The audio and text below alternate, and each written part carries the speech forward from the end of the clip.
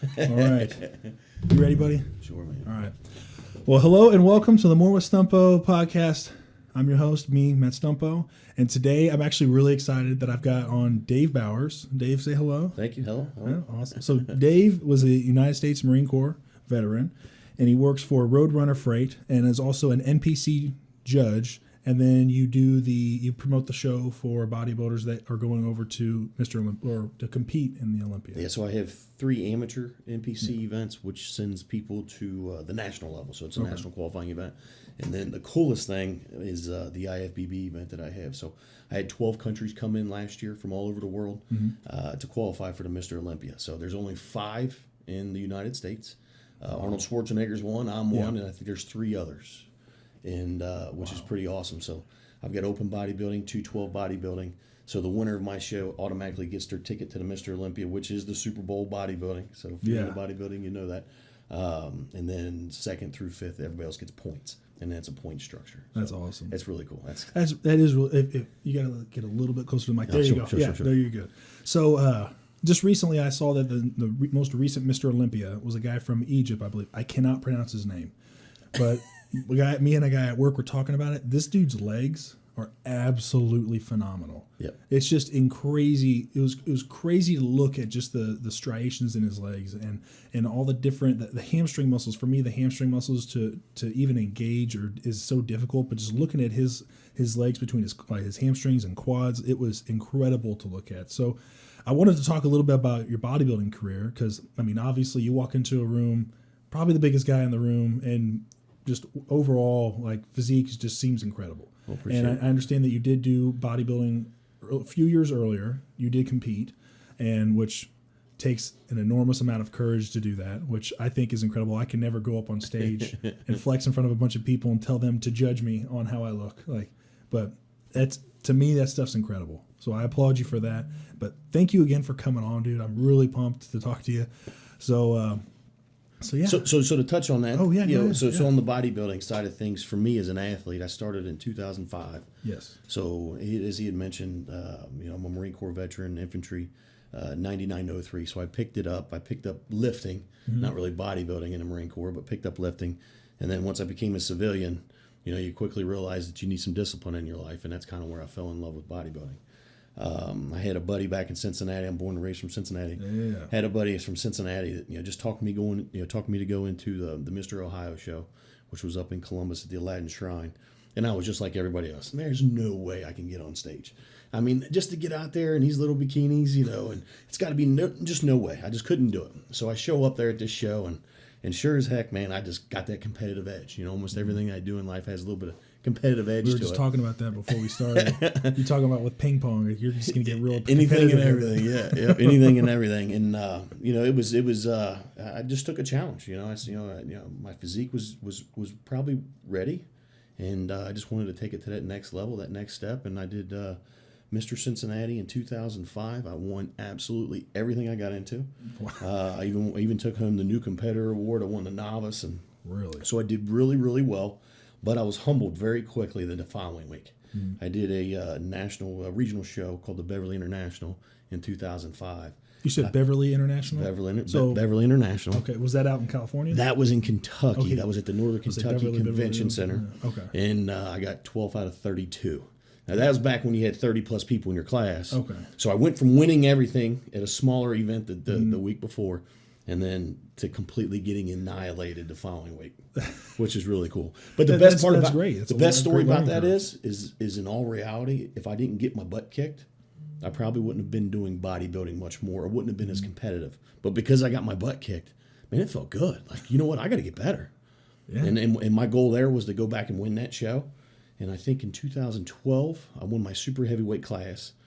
I lost the overall to Thomas Anderson. Great bodybuilder, turned pro that year. He won nationals, so he's best in the country that same year. That'd be a guy I want to get beat awesome. By. Yeah, he's awesome. And then actually he done my IFBB pro show 2 years ago. Did he really? So the guys that I'm standing next to in 2010, 2011 are doing my pro show trying to get into the Mr. Olympia. That is incredible. That's really cool. That's some cool stuff. So that's incredible. So the audience that watches this show, 99% of them, they have no idea anything about the bodybuilding pro shows. Okay. And I'm not a big fan into sports themselves. Like, Baseball, football, basketball, I don't care to watch. I think they're cool. I don't care to watch.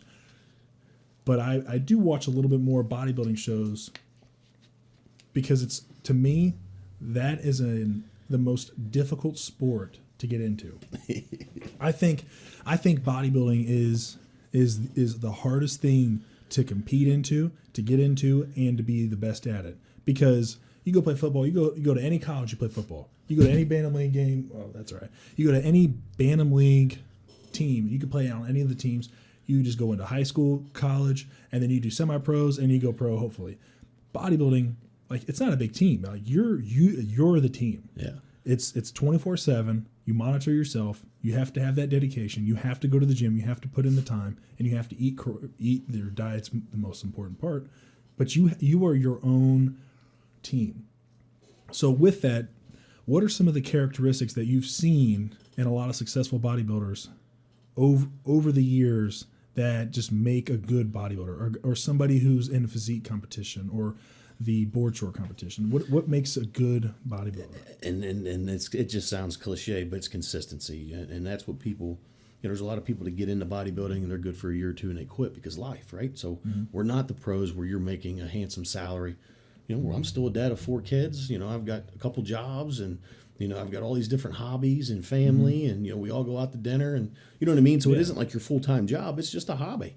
So for people to get really good at it, it's just they got to just dig down and be competitive within themselves, just to continue to grow. And there is some shape. You got to have a particular look to your physique. You got to have some balance. Top, bottom, left, right, back, front. You got to be able to get in shape. You got to condition yourself. So there's a lot of that to it. I'm not the most aesthetically pleasing looking guy. I mean, I don't have that real thin 29-inch waist, but the rest of my muscles balance itself out and really flow real well. But like Big Ramey that you were just talking about, the Mr. Olympia guy.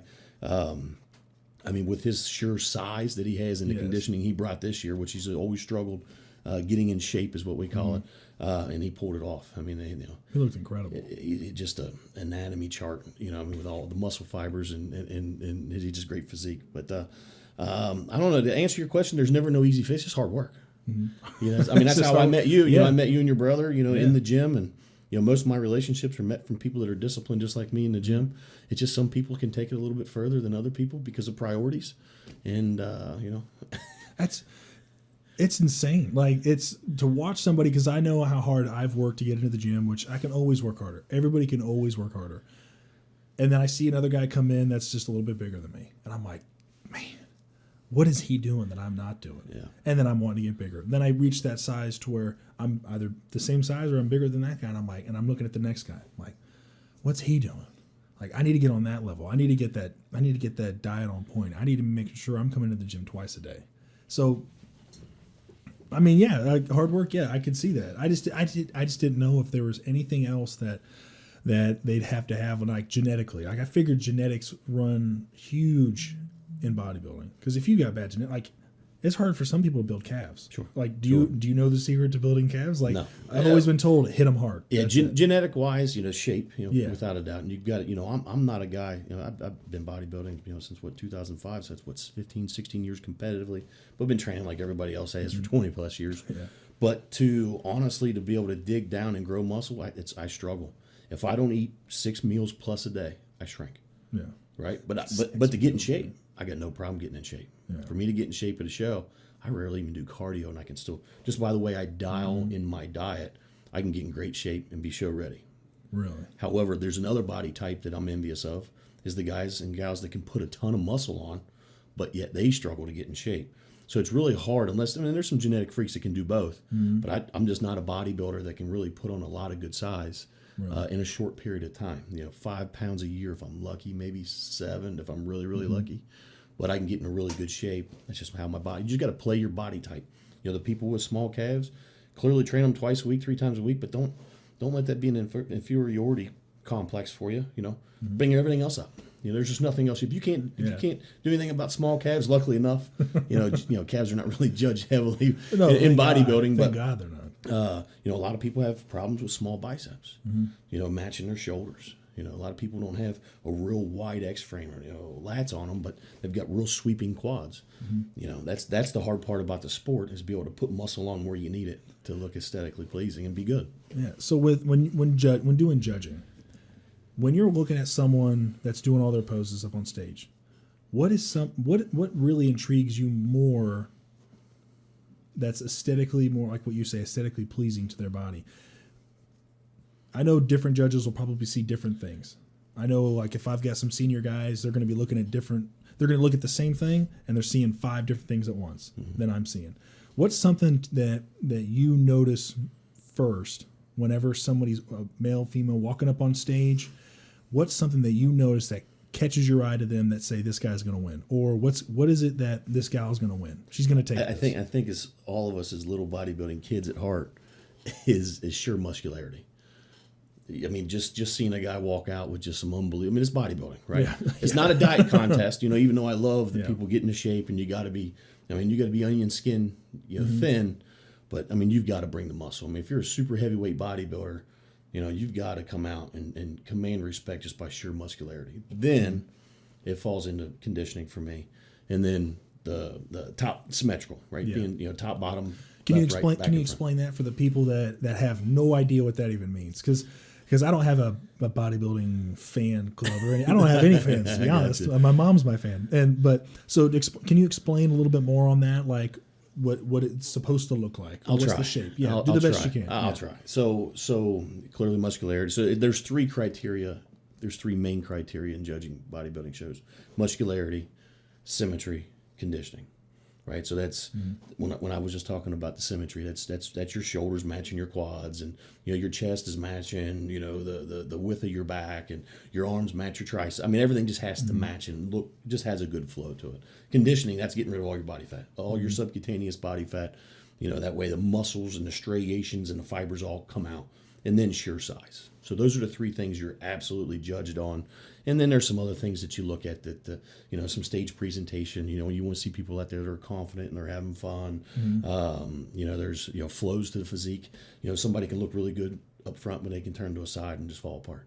So there's a lot of different parts of that. But ideally for open men's bodybuilding, it's just sure size for me, and then throw in some good conditioning, some good shape, and then balance. That's all. So, getting rid of the fat, that's something I'm struggling with so hard, especially since like Thanksgiving and Christmas. But see, you look like you've got a body part where you can put on muscle fairly easy. Yeah. It's just probably hard. If you were to try to get into contest shape, it'd probably be a little bit more cardio than needed, probably less calories to be able to get to that nitty gritty. I can eat so much. Like last night at work, I had probably 4 just meat packed sandwiches, 2 big containers of tomato soup, and then I was at the end of it. I was still hungry. I had a PB&J. I'm like, I could still eat, and I ended up going back and sneaking some more chicken. And I think that's wild that you just said that. I'm not a big eater. You're not a big eater? No. So for me to eat 6 times a day, I just don't have a big appetite. So you're having 6 small meals a day? Yeah, I mean 8 to 10 ounces of protein. Okay. And then a cup to 2 cups of rice or oatmeal, depending upon where I'm at within the season, but. It's just a lot of food to process. That's a ton of food just to even eat. I like to eat big meals. I'll eat a whole large pizza by myself. But now I'll go to Fogo de Chao and sit there for 3 hours and eat. I'm good for that once a week. But the problem is I won't be hungry for another 6 hours after that. Really? Yeah. My body just doesn't process. And I'll this is not metabolizing digestive enzymes. I'll throw in everything I can to help break it down and speed up the process. So you're going down to more of a molecular level when you're trying to control what you're taking in for food. So do you have contact into a doctor that you go see to talk about what your meal regimens are at all, or the types of food you're eating and the breakdowns of the metabolism in that? Do you seek doctor's help with that, or? Doctor help is just for blood work, right? Okay. And just keeping everything internally in balance. It's extremely important. Diet wise, I know my body. Mike Francois was my coach for a few years. He won the Arnold Classic back in '94, I believe it was. Wow. Great bodybuilder, but even having guys like that on your team, they don't know how food processes like I do, right? I've been a coach and I've had a Team Bowers team of 8 and 10 of at an amateur level, pro level, type athletes. So I'm pretty good at it. We all seek opinions of the other NPC judges and some of the other pros that just getting outsider reviews and thoughts. But ideally, I just like to stay in my own lane, and I know my body better than anybody else for sure. But That's awesome. but yeah, when it comes to just keeping everything else balanced, you know, I put, like you and I had talked. I pull my blood work every 3 months. You know, but everything's naturally, you know, that I try to bring everything in. You know, from liver detoxes and improving my HDL and LDL and all that stuff is just every athlete just needs to be aware of what's going on. And simply due to the fact that, you know, when you're processing 6 meals a day through your body and, you know, all these different type of shakes and pre-workouts, I mean, it's just taxing. And your body's not supposed to process that much. So there will be inflammation. There's a lot of other things that you have to watch. So with a lot of that stuff, I know when I was trying to put on size, I was getting up to about 250, 255 pounds. I felt great. I had a ton of muscle on. Of course, I was so heavy. But the food that I was eating, chicken and rice, steak and rice with broccoli, sometimes asparagus, and I'd try to have my steak earlier in the mornings because it was a slower metabolizing meat, and I'd have my chickens in the evenings, or chicken in the evening, and I'd have my casein protein at night, then I'd do my isolate in the morning and my whey during the day. The biggest thing for me was the constant repetition in the same food all the time. Do you ever run into that problem that you're eating the same thing, or do you change it up? I mean, I change it up, but what you just said is awesome because everything you just said is facts. I mean, I it's just as simple as, I mean, I feel everything. a lot better now. Yeah, I mean, maybe throw some fish in there outside of that, some carbs and some fats. But yeah, you know, there's only about 6 to 7 foods that I stick with when it's time to get into shape because that's just what works, right? You know, if you're into bodybuilding because you like to eat and like to eat various kinds of food, then you're in the wrong sport. You know, really, you just eat to fuel yourself, right? So if you want to grow and get better, unfortunately, you got to be good at dieting. You absolutely have to be good at dieting. Yeah, you got to be like strict with dieting because not only just being good, it's like, to me, I love chocolate, but I'm lactose intolerant. So like every time I love ice cream and chocolate. So I get a ton of ice cream. I'll get a half-gallon container. That's gone. If I get a full gallon, I mean, I'm working hard to demolish that ice cream, and then I'm eating chocolate with it, and then I'm like, now I got to really focus on my diet, and now I got to really focus on kicking tomorrow's butt. I got to really focus on getting into the gym early in the morning and hitting the Stairmaster, and a lot of that stuff is with the job I have, guys that I've seen and some of the people we go on. It comes down to a lot of the confidence. It comes down to getting into a gym. I know for me, when I first went to a gym, I was a skinny fat, you know, because I lost all my fat from when I was a kid, and then I was getting into the weird adult years where I'm starting to get a little bit of muscle, but I'm not, you know, I don't look good at all. I cook a potato, and I go to a gym and I'm intimidated because I see all of these guys that are in shape, and they're able to hone in on their diets. They're able to hone in on what they're doing at the gym. They're focused. And then there's me. So what's some advice that you would give to somebody that was like me at that point, that when they're starting out, what's some good advice that you would give them? Well, first off, I think that only folks that have that similar opinion of going into the gym is being intimidated is something that you're just carrying that load on yourself. And I think people should never do that, you know, because at any level, everybody's in there just to encourage it. Like, I mean, heck, Matt, if you come up and ask me to spot you, heck yeah. I mean, I'd love to help you out.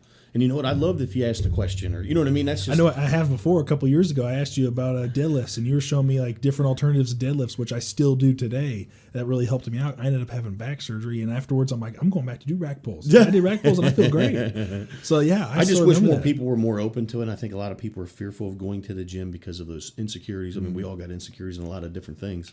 But when I walk into a gym, you know, outside of just talking for the first 10 minutes, getting warmed up, seeing everybody, then it's time to put the headphones on and get to work, you know. Yeah. And I can tell you, I probably don't know who's in the gym the next 55 to, you know, an hour and 10 minutes because you're just pure focused. And I think that's what people need to focus on more is stick to that regimen. If you get a coach or you get somebody who's got a plan for yourself, have a plan to get in there, have a plan on what you're going to do, but put your head down and get through it. Don't get distracted, because once you get distracted, you know, you're just in trouble. You're absolutely in trouble. And please don't ever hesitate to ask anybody in the gym, you know, for any help, any advice. Now, if their headphones are on and I'm 30 minutes into it, I'm on my 8th set of squats at 495 pounds. And you're dripping sweat. You might not want to come over and tap me on the shoulder because you're a little bit in the game, you know. But I would there's always opportunity. There's always opportunity to get better. So that's my thought. That's actually great advice, because just recently I started doing that. And I've been going to the gym for a few years now. I'm nowhere near the level you are, or a lot of other guys that they go, like Nate Epler. That dude's a beast. I know I've asked him a couple questions, and the guy he would hang out with, his name's Peter. And But there's been a few times now that in the past month or two that I've just try to just get in there real quick and be like, hey man, I know you're taking a break for real quick, but what are you doing? Like, what are you hitting right now? What is this activating? How do you feel that it works? And hey, I'm hitting back today. Do you got any advice? Like, what do you want to, like, how do you blow up your back at the end of a work-out? Yep. And just the other day, a guy gave me some great advice. I'm like, I'll go do that. And I did that, and I felt amazing. And I bet whenever you ask that question, and I bet everybody just lights up, just because people that know how to navigate their way around the gym, they want to help people out. Yeah. So that would be something for me. Like, to me, it would be if a guy came up to me and said, hey man, what are you doing? I'd be like, well, thank you. Like, I've worked pretty hard for this. And even though recently, I've gained, I've lost some muscle mass, I gained some fat, and I'm trying to get back into it now. But like, that would make me feel really cool. Hell yeah. But the biggest problem for me would be is for a lot of people that are trying to get into the journey of physical fitness, just bettering themselves with their health and then just getting into the gym, is I'd say a lot of it is insecurities, like you just said. So does the great Dave Bowers have insecurities?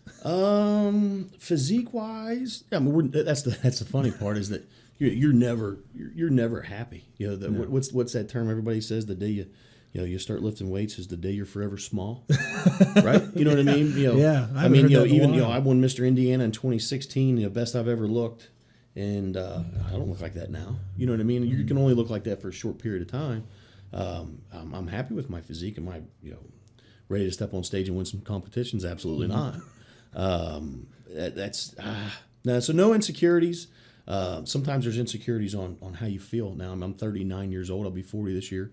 I've been fighting elbows and shoulders, and I was playing volleyball with my daughters about a month ago and threw my arm out, so my knees are aching.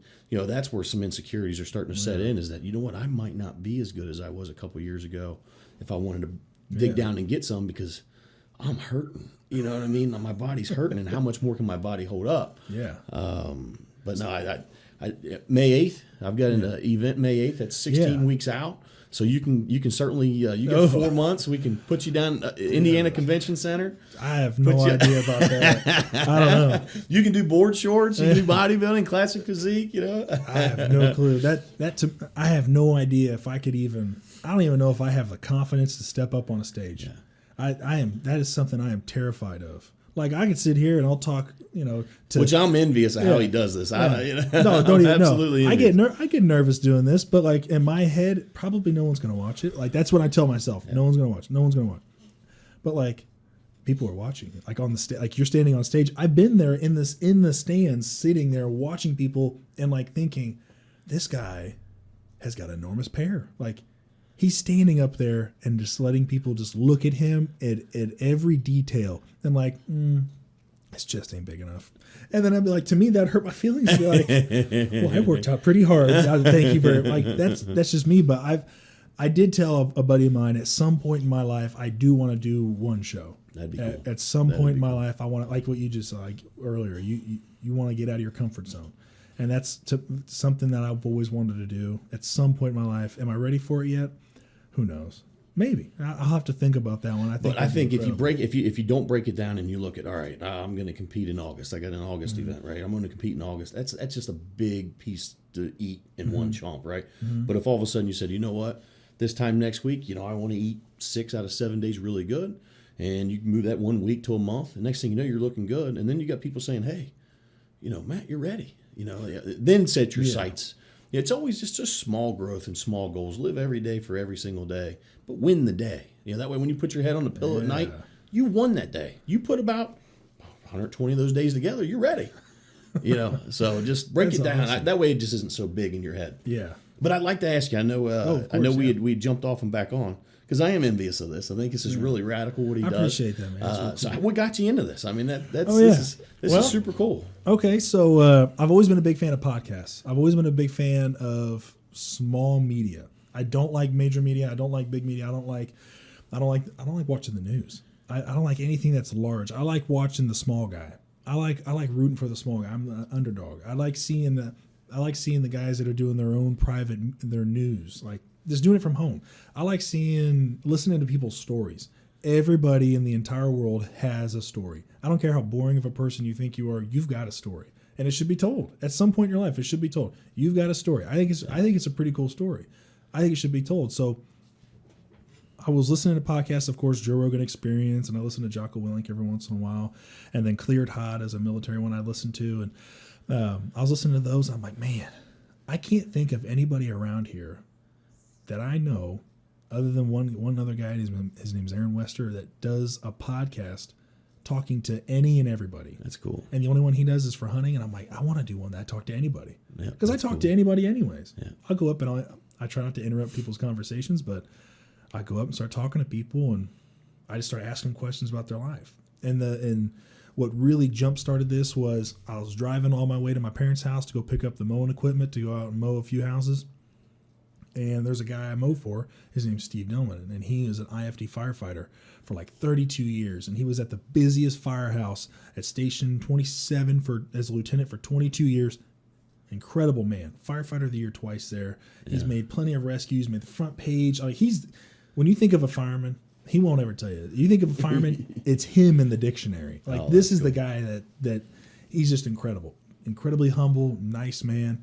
And when I first got hired at the department I work at, he retired from Indianapolis and then came to that department, and I worked at that department.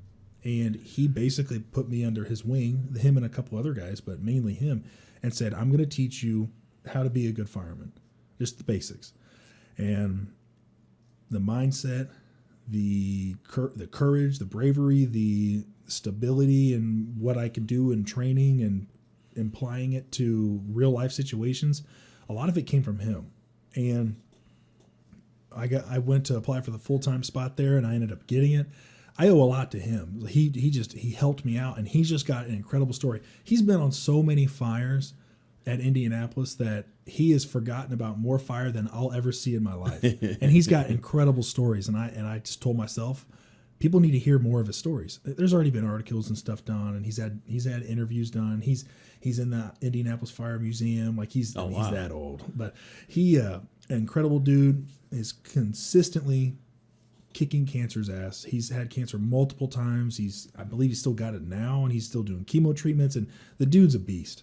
And his story, I want it to be told even more. And just whenever I hear him talk, it just brings me joy, because I look to him like somewhat as a father figure as well in the fire service. Because I've got my real dad, of course, and he's an amazing man, but in the fire service, I really got nobody. Yeah. So it's him. So I wanted to tell his story. So with him having cancer and then COVID hitting, I had to wait until COVID was over, and of course it's not over, so I still have to wait until things are more safe for him. And once that all clears up, then I'll have him on, and that's cool. That'll be a huge day for me to have him on, because he's just been such an inspirational person for me. So that's why. So as a kid, and I like to tell my daughters this, and this question's back to you. We would pull into Lake Winoka, and I'd see a basketball court of 12 people like pulling in. I'd look at my mom and dad and be like, I'm going to be friends with every single person out there. Was you that kid? Like, oh man, if I get in an elevator, I'm sitting there like, or in the sauna at the gym or something. Like, I'm a talker. I like to get to know people just like you. Exactly. Was that kind of like you your whole life since you were a kid? My parents would probably have a better answer. I have the worst memory possible. I don't remember anything, but I do know that I was annoying. I talked all the time. Me and Nick talked. If we weren't talking to each other, we were talking to ourselves. Yeah. And if we weren't talking to somebody else, we were talking to ourselves. And I know that we talked a lot, but the biggest thing that really set us apart in our life, because I just recently, the last guest I had on, his name's Jay Hart, and he was telling me, he's like, you guys are kind of popular. And I'm like, no, we're not. Like, me and Nick are losers, man. Like, no one's calling to ask us to hang out. And he's like, no, you guys are popular. You go up and talk to people. I'm like, yeah, like I guess that's true. Like any situation where there's people, I want to go talk to them. That's just awesome. Like what you were saying. Yep, that's incredible. And when I'm in the sauna, there's people in there, bro. Like, I'm going to talk to you. Like, whether you're saying anything back, I'm going to ask you questions about your life. Hey, man, what do you do for a living? Where do you go to college? Yep. What do you go for college for? That's awesome, dude. Like, whenever I'll bring this back to you real quick. Well, of course, this is all about you anyways. But when I was going through my issue with my back, I ended up getting a back surgery done. I had a laminectomy, something. I call it a backiotomy. And I couldn't use my right leg at all. During that time, I was like, I need help. I saw you at the gym. Obviously you're doing something right. So I'm like, that's why I walked up to you, and it was tough to walk up to you because you're intimidating to look at. I remember I tapped you in the arm and shoulder, and it was as hard as a rock. And I was like, all right, I don't know. I don't want him to eat me. So I said, sir, I'm sorry to bother you, but I have this issue. I'm trying to build the muscles in my back and my hamstrings. What's something good I can do? And it made me feel really good that you had a great response. You even showed me how to do the workout. And that's stuck with me ever since. That's cool. Yeah. So that's why I was super excited that you would come on to this. But for people like you is what really helps brings up people's self-esteem and self-insecurities and the confidence in the gym, because you're just a regular guy. Like, I'm a regular dude. Like, I'm nobody special. But like, just to talk to people and bring each other up, that it's just an environment. Like when you go into the gym, like it's just an environment when you go into a gym and everyone's like smiling and like you get a nod from another big dude, you're like, I'm one of those guys. Man. Like, to me, that stuff is awesome. Yeah. And like that's what really intrigued me about you, because you were that guy. Like you're kind of like a. I wrote it down because I was like, oh, what was it? I can't remember the name of it. I'll have to remember it. I don't think I did write it down. But you're one of those guys in the gym that you're the leader. Like guys are in the gym working out, and they're not looking in the mirror and looking at the skinny guy and be like, I want to look like him. They're looking. They see you at the gym. They're like, I want to look like that guy. I appreciate that. It's just. But I'm the guy too, though. And there's a great story. We were at Key West over Thanksgiving, and me and my wife went to a real nice dinner. We get done with the dinner, and we're kind of walking Duval Street, and all of a sudden I see a big dude, and no different than it was at Lake Winoka as a kid. I'm like, look at my wife. I'm like, I bet that guy's got a great story, right? Yeah. So I'm like, you know what? Let's go in here. Let's try this out. So I'm standing behind the guy in line, and somehow I was able to get some small talk generated.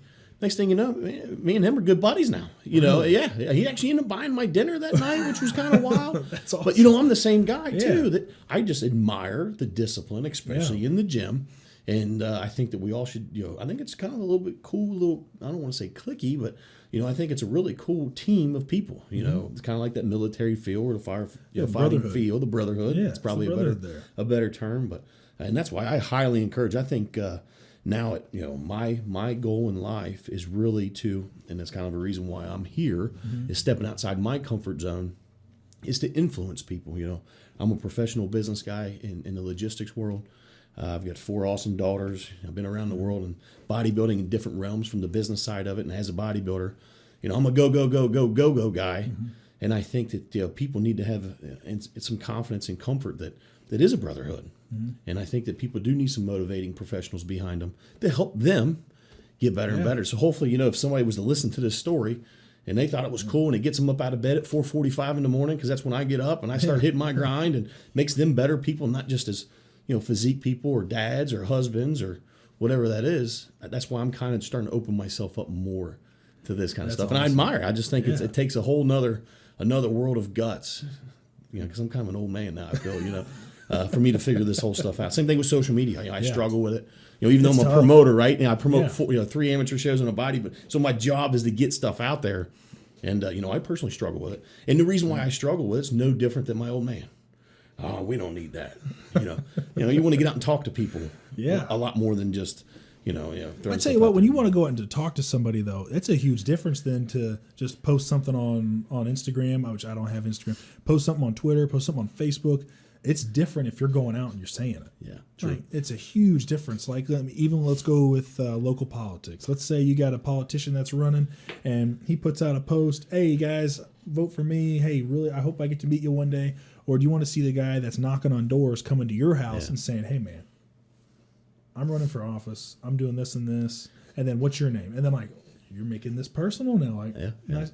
But you got to be good at both in this world. You got to be good at both. In this world, I think you got to be good at both. Yeah, especially for like the IFBB event. That's a worldwide event. How do I get people in Egypt? How do I get people in Egypt? So how do I get that? Right now it's just the media marketing that the IFBB gives me a platform for, and then word of mouth is the other side, and social media.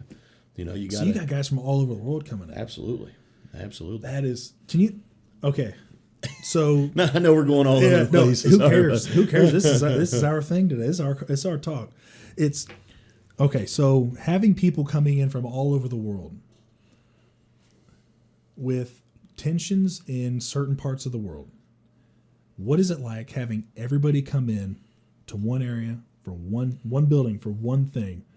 And I know I've watched some of the documentaries and seeing the guys from all different sorts of countries coming in, and you're seeing the smiling faces. Then you're seeing the guys that are there, they're competing. Right. They are serious. But what's it like having everybody from all over the world? Because from countries that are at odds with each other, what is it like seeing them all together in one room or one building? That's a great question.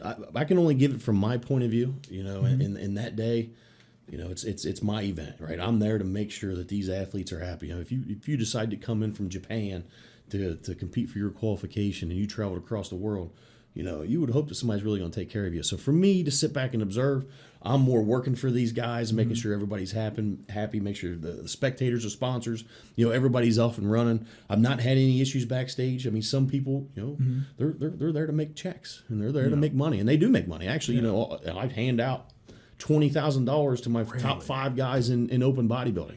You know, I mean, that's a lot of money just for top 5, and that comes out of my bank account, right? So, so it's very competitive, but there's different people have different personalities. You know, my champion Steve Kuklo, he's won the past 2 years, and then last year we had to cancel because of COVID. Great guy. I get down to Dallas, Texas, you know, on business, and guess what?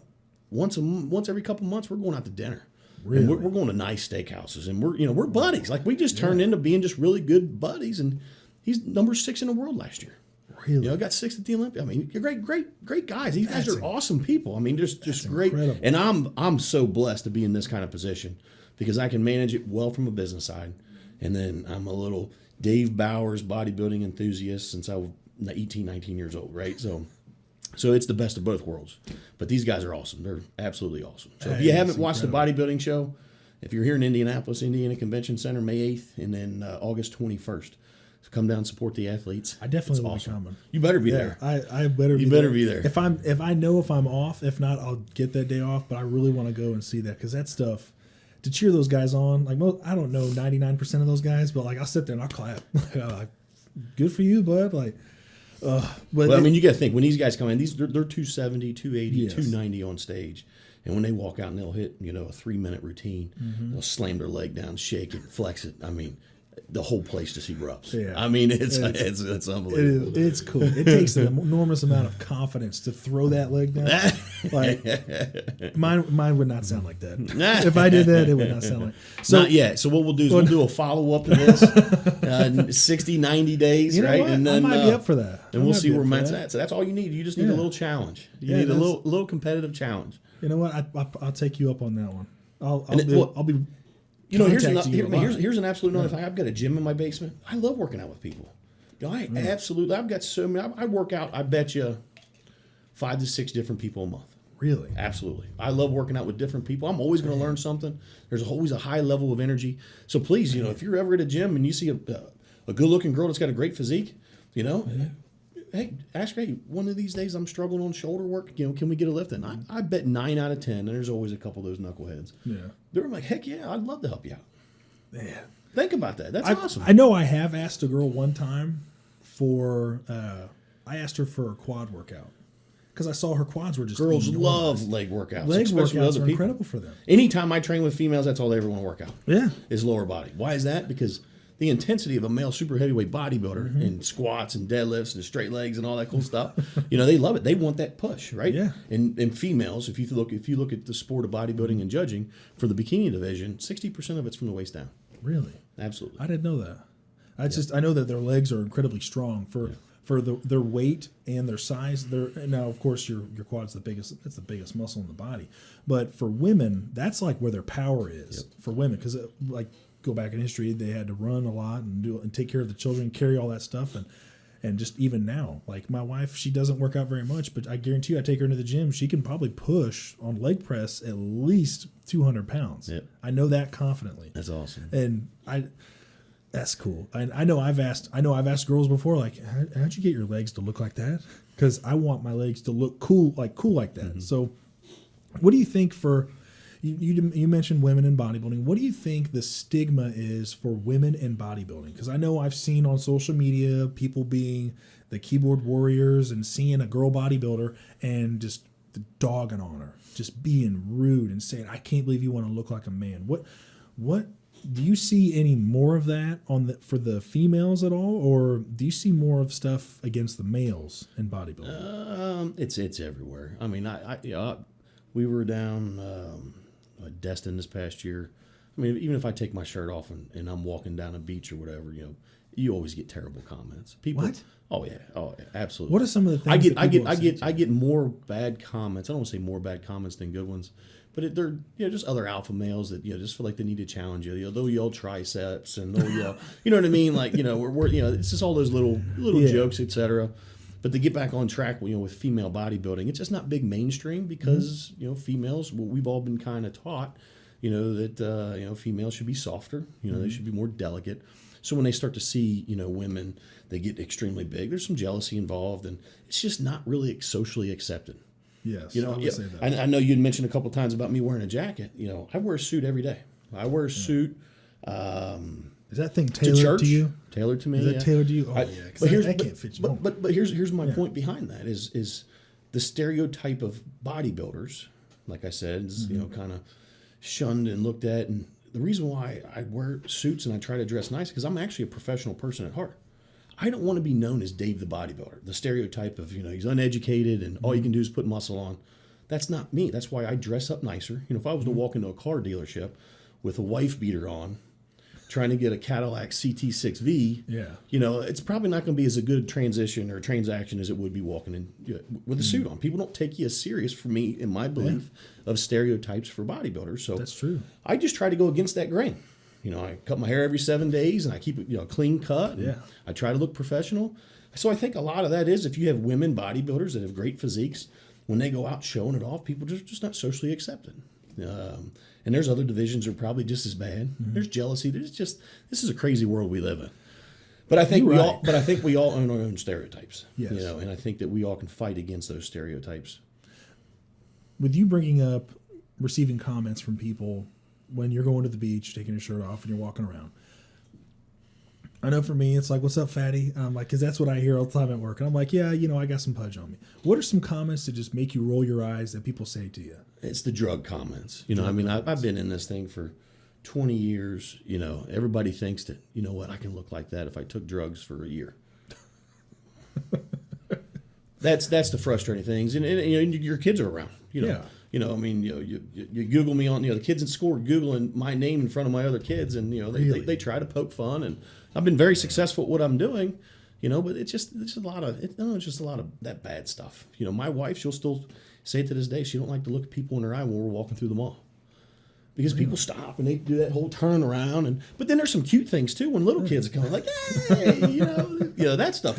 All that stuff's fun. You're like a superhero to them. It's just when people try to pick on you, just like no difference if it would be if you were in high school or at a job. It's just there's just no room for that. That's bad energy. Do you ever feel like there's times where someone comes up to you, asks you a couple questions, or just asks you anything, and you felt like you've really given really good advice to them that they've just taken it to heart? Yeah. I mean, a lot of that's hit or miss. The thing is, the questions that everybody asks, they're just asking for that special pill, that special exercise. If I did this one deadlift, if I did rack pulls, is my back going to look like yours? People are just looking for that. And at the end of the day, it's just hard work. Put the 6 meals in your mouth. Get your cardio in. Take care of yourself. Be consistent. And literally, people don't want to hear that. Yeah. I have a lot of people say, "Hey, man, can you write me a diet up?" I bet I've written up 800 diets for free, just to help people out. Same thing with workouts. And I bet 790 of those people are probably asking for that same diet plan from every other person in the world every couple of years. Well, there goes my question about if you could write me up a diet plan. But the only thing that's frustrating is the time, right? I mean, it take me 45 minutes to an hour of my time to put that stuff together. And people just don't take it serious. But they hope to look at it and it's like, "Oh, you know what? If I eat more kale, I would." They want to see that simple thing like, what? I'm already doing half of this. Like, because I know I had a buddy of mine, we're not friends anymore, sadly, but he wrote me up a diet plan and I looked at it and I kind of turned it away and I was like, "I'm not doing all that." And he's like, "You got to do that if you want to get big." I'm like, all right, man, I'll do it. And I tried it out. I did it for 3 months, and I did see results. I saw the first month I didn't see anything. Now, with somebody did, I asked some guys at work if some questions that they thought of for you, because I kind of showed them who you were. I hope you don't mind. I kind of exploited you a little bit. And I said, hey, what questions would you ask this guy? And one of them was, well, actually a few of them have been, how long does it take for you to see results that you want? Is it a couple weeks? Is it a couple months? If you're wanting to build mass, and then on the reverse side, on cutting, how long does it take you to see results? Because I know a lot of guys will be out there, they're hitting it hard, and then they see themselves every day, and they're not seeing results. Yeah. So do you have any of those issues? There's a sweet 3 to 4 week sweet spot. If you actually diet the way you're supposed to, and you follow a program, and you follow your training, if you do everything like you're supposed to do, in my opinion, and this isn't just Dave Bauer's physique, this is working with a lot of good people, by that 3rd to 4th week, your body should really start to change. The difficult part is once you hit about that 6th and 7th week, now you're hitting plateaus. Then you got to make those adjustments. You got to do other things to be able to stimulate more muscularity growth or loss of fat, whatever your goals are. But if you can stick in 4 weeks, and here's the thing, here's the coolest part about I love about this sport is I don't do it every day just to look at myself. What's cool is if I'm walking, I don't know, get my hair cut at Great Clips, and all of a sudden I'll catch a 3/4 shot of myself and be like, wow, I'm looking a little bigger. It's those little wins, you know what I mean? Yeah. You know, I'm not a poser. I don't pose in front of the mirror daily and weekly and stuff like that. But, you know, when you look down, you're like, man, I'm starting to tighten up. And you know it's because of what you've done. Those are awesome wins. That's what I absolutely love and die for. Yep. I like walking next to cars because that's a cool angle, isn't it? Yeah, that's a great angle. Like, man, I'm like, what is it, a 24-inch bicep right there? That is a great angle. Yeah. It's all figured out. So I would say to your buddies, if you're not seeing results by that 3rd or 4th week, you need to make a change. Because in all reality, especially if you haven't been working out or dieting, your body should just grab onto what you're doing pretty quick. And it should move pretty quick. So if it's not, you're doing something wrong. People are afraid to eat. You know, everybody thinks I got to be at 2,000 calories or less. But if you're burning 3,200 calories a day, you need to be at about 3,200 calories a day. And that's the sweet spot, you know, is that you're either anabolic or you're catabolic. Either your body's eating muscle or you're growing muscle. So if you're in a calorie deficient state by a couple 100,000 calories, you're not going to grow if that's your goal. Man, that's a struggle. That's something that takes a lot of dedication, and not just eating the food, and then that's planning it out. That's taking the time to research what food you're going to be eating. I love to give this example to everybody. In your car outside, does it have a fuel gauge? Of course, yeah. If you don't know what you're putting in your body from calories, fats, proteins, right, carbohydrates, how in the hell do you expect to look any different 3 or 4 weeks from now? If you don't know that you're putting in 4,200 calories or 2,000 calories and what that breakdown is, the reason why is once you hit that 5th or 6th week, you need to be able to add protein, add some more fats, maybe take away some carbohydrates because you're wanting to hone in a certain look. So if you're not gauging that and you're not tracking it or having understanding of what you're doing and putting in your body for that improvement, you're running around in a car with no fuel tank. Like, you have no idea. You're lost. You'll never improve. Makes sense, right? Yeah, that makes a lot of sense. So, like, what are some things that if you are in that rut, how can you recognize it? How can I, as a normal guy, how can everyone else, as somebody who's not as knowledgeable as they are in health and fitness as you are, how can they recognize that and then make that change? Well, you never want to move any more than probably 400 to 500 calories a week. So let's just say if I had you on 3,000 calories and you're putting muscle on good, but you're getting a little fat along the way, then what I would do is I would take 200 to 300 calories out on a daily basis and see how your body adapts. And those calories I pull out will be just different macronutrients. But by monitoring, I'll look at the end of the week and say, all right, this is how he moved. It's just you got to keep moving all these different levers. It's like a game to get what you want. And then here's the thing: is once you figure that out, like you asked me earlier in the podcast, you know, who's your coach? I know everything that I put in my body for the past 18 years. I know how my body reacts. It's going to take a coach a couple years to be able to figure that out for me. So that's why I work with my own stuff. Does that make sense? But you have to start somewhere. Everybody has to start somewhere. But you got to be consistent, and you got to know what you're putting in your body. And then it does help to get professional help. You know, 4 to 6 weeks in, you don't know which way to pull those levers, then you need help.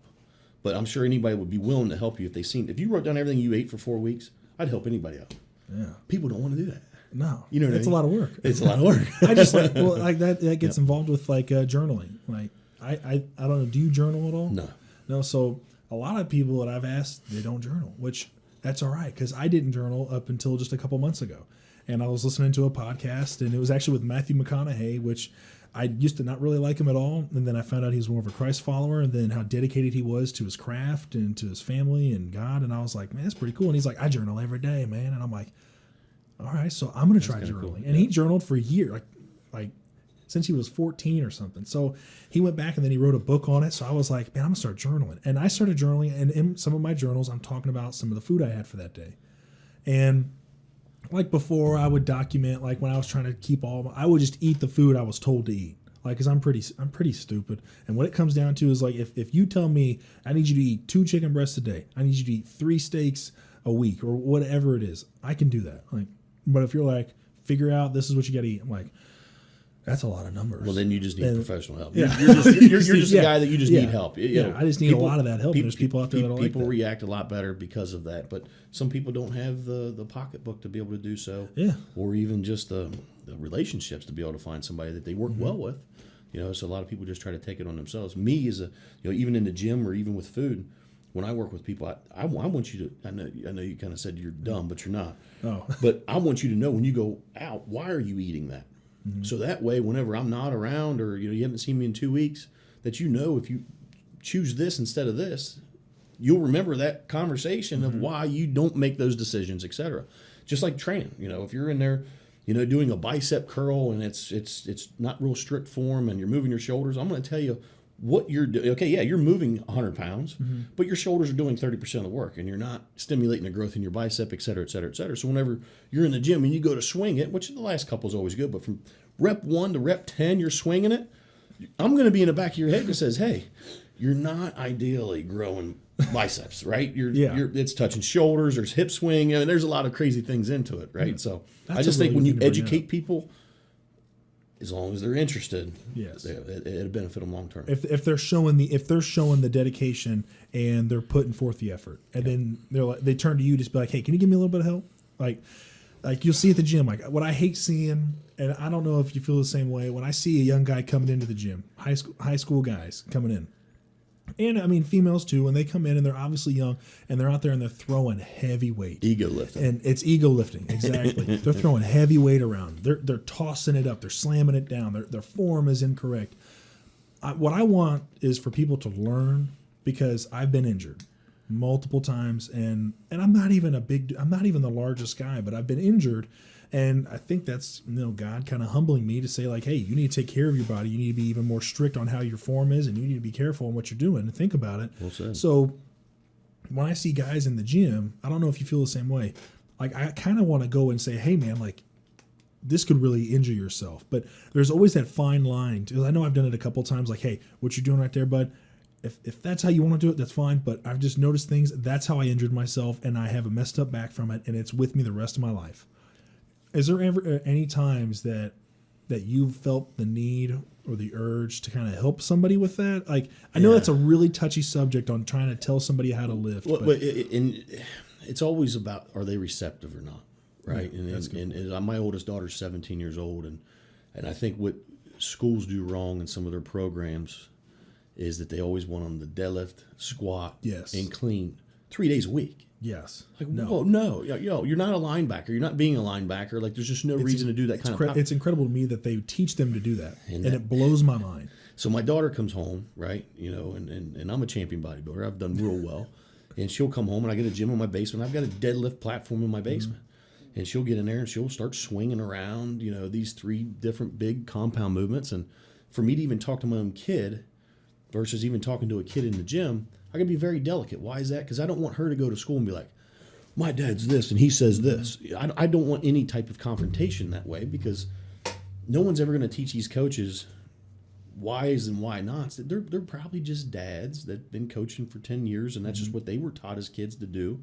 And that's why I think when a lot of kids get into the gym, when they played baseball, football, and basketball, they see it as ego lifting, because guess what? It's 1 rep maxes. It's all big, heavy compound movements. That's all they know.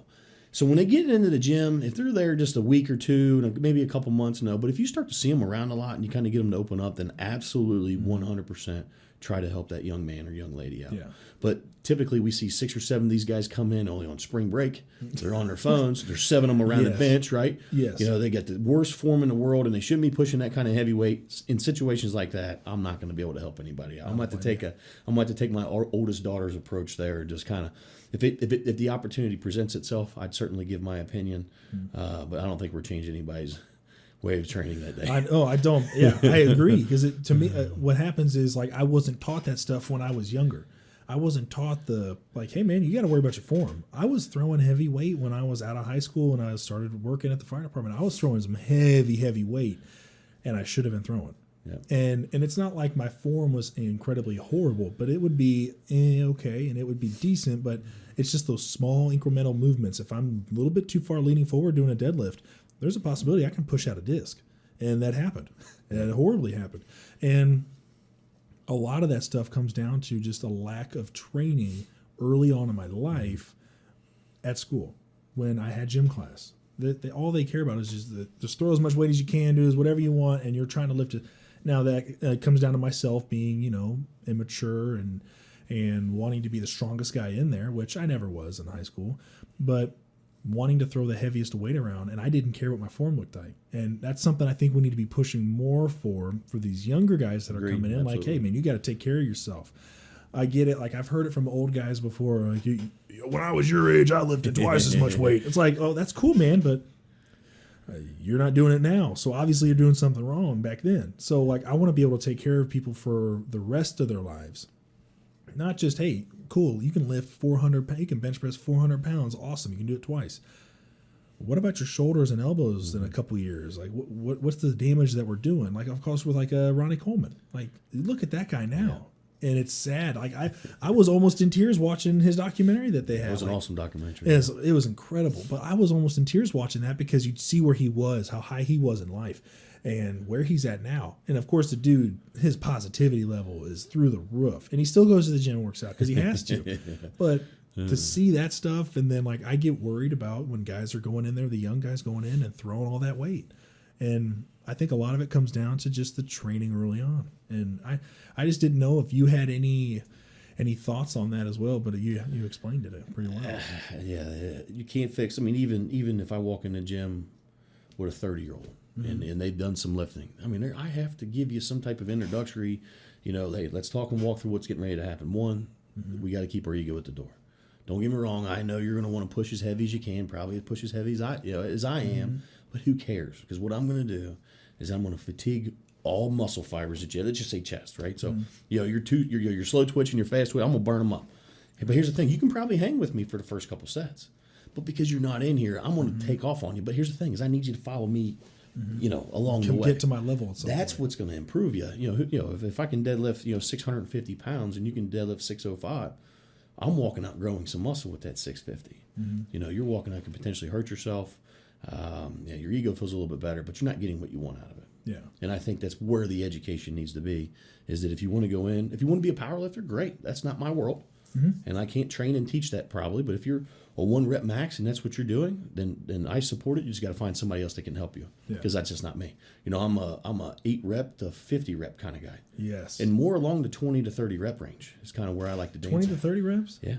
I haven't gone up. When I would do 50 reps for anything, it would be more towards if I'm hitting at the end of my chest day, which I'm wanting to change up a lot of the workouts that I do and how I do them, but I've recently just more focused on the muscle group itself. Not like if I'm hitting chest, I'm not doing chest and tries. I mean, I can switch it up, but I've just tried focusing on just chest itself. And at the end of the workout, I want to do a chest blowout. I want to go and I want to bench press with good form and controlled 135 pounds 100 times. And if I can do it 100 times, not in a row, like I got to take a breather and I get to 25 and then it's not going anymore, which makes me feel really good because that means I've had a good chest day so far, and I'm going to even murder it even more with the 75 I got left. But with keeping a high rep, I can only last so long doing that. So that tells me you need to work on it more, right? So that's true. Let's just say let's just use your chest workout, right? And everybody does the same similar workout. Let's say by week 5, you throw in 100 rep, 3 sets, 30 sets apiece, or 30 reps apiece. I bet the next day, because you don't do it often, you're going to feel a lot more soreness in your muscles. Like my squat day this past week, I had a buddy me. We worked out pretty good, and we get up to 405 to 455. Once I get that 400 range, I'm doing 3 to 4 sets in it, and we did 4 sets. At 6 to 12 reps over 400 pounds. Well, then we go over to leg press, and we put 6 plates aside, 7 plates aside, 30 reps, 25 reps. We're at 10 plates aside, doing 15 to 20 reps. I mean, think about that. I mean, that's still a lot of heavy weight, but with a lot of reps. And I'm telling you what, he's hanging onto the trash can. But that's a whole different world of training. And what's your body do? When you put that kind of stimulation on your body, and what's it do? It's got to grow to adapt for the next time you do that. So a lot of people want to do just compound movements, which is more slow twitch. You can't. In bodybuilding, you got to do almost a little bit of everything to be able to sculpt that muscle and get what you want. You can't go in and compound through an hour workout. You're just gonna tax out, and you're in trouble, right? But then you can't go in and just be a high aerobic, 50 to 80 rep person. You just got to find that balance, but you need to change it up. That's how your body adapts, by growing muscle. What do you think of CrossFit?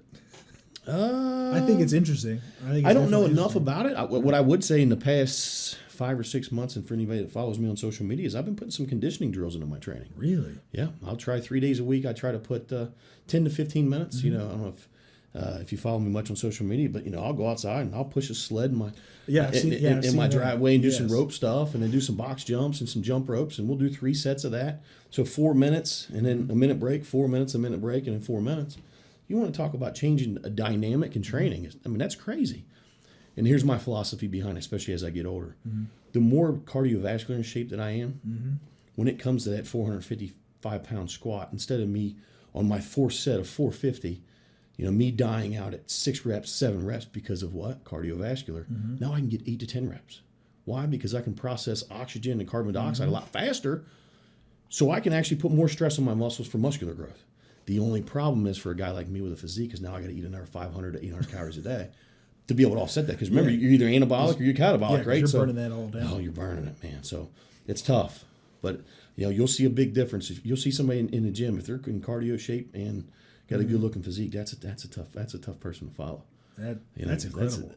There's this dude I used to see on social media, but I got rid of my Instagram a long time ago. That's how I followed him on Instagram.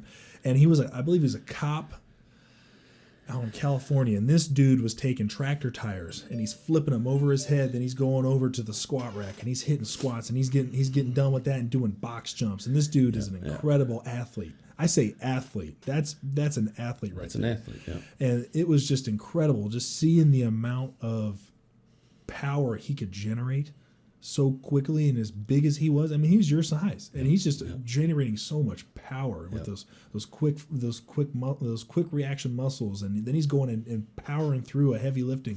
I'm like, I'm tired. So it's impressive. So it's absolutely impressive. CrossFit people are impressive, but I don't like their physiques. I think for them to do what they do and work out, they bury me in the sand. Oh yeah, I'm 275 pounds, right? So for me, for my body to hold that kind of oxygen to be able to get through one of their workouts, they would destroy me. However, I don't want to look like them, right? So I'm it doesn't matter. As long as I don't care if you're doing yoga, as long as you're doing something daily, that's physical, and I don't care if it's 45 minutes on the step mill, or even walking for the 70 and 80-year-old people. I think you have to be active every single day, and I admire that. I think it's even and I've been talking to my wife about mental health a lot, because that's what you see a lot of issues. And I think training and working out and physical fitness just the result is mental fitness too. I agree and I don't care how you find it. I don't care how you find it. I don't think if you're a bricklayer, and I bricklayed at 12 years old until I was 17. So my dad owned a bricklaying company. To me, that's not a workout. Yeah, I could probably hit the baseball a little bit further because I was doing that kind of work, but that's not a workout. I think people need to go in there. I think you need to do it for your own mental health, your own physical need, and keep your heart ticking for about 45 minutes, 55 minutes a day. When I come in, I've got a big clock in my gym at my house. Hey, we're on the clock, fellas, and we're moving, but we're going to be done by an hour. If you can't get your workout done in less than an hour, you're doing something wrong. You're not moving fast enough. I have heard that from people. The guy I used to hang out with when we go to work out, he's like, we can get a good workout in an hour. And I'd always say, there is no way I can get a good workout in an hour, because I never heard that.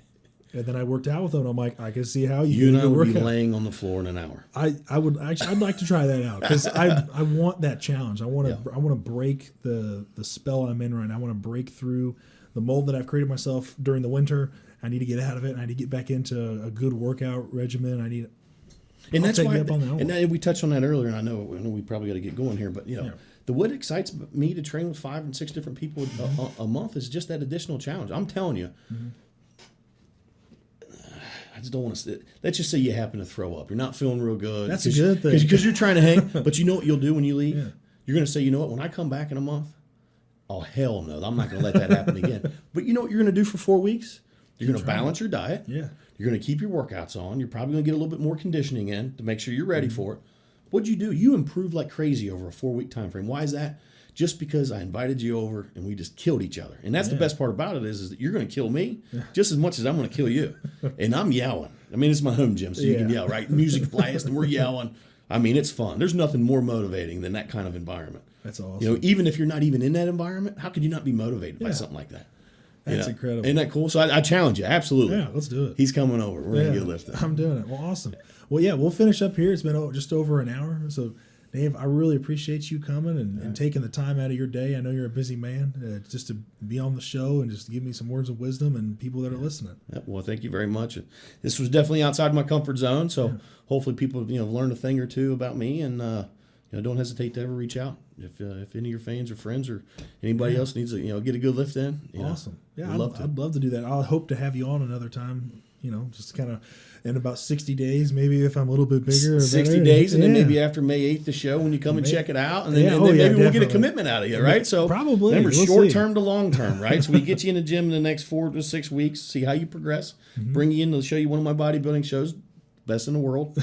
And then we'll follow up a week or two afterwards, and maybe we'll get you the commitment. You know what? You know what? It's time to step up there. All right. You know what? You see I'm optimistic, right? Yeah, it's time to step up, man. You're being a loser. I'll take you up on that. Well, awesome. So we'll close up here. Well, everybody, thank you so much for tuning in and watching the entire time. I really appreciate it. Please like, comment, and subscribe on the video, and share it around to everybody you know. And tell me what you thought about Dave and what about his story, and if he's challenged you to increase your own physical fitness and maybe even your mental health as well. So, perfect. Thank you so much, guys. God bless you. Awesome.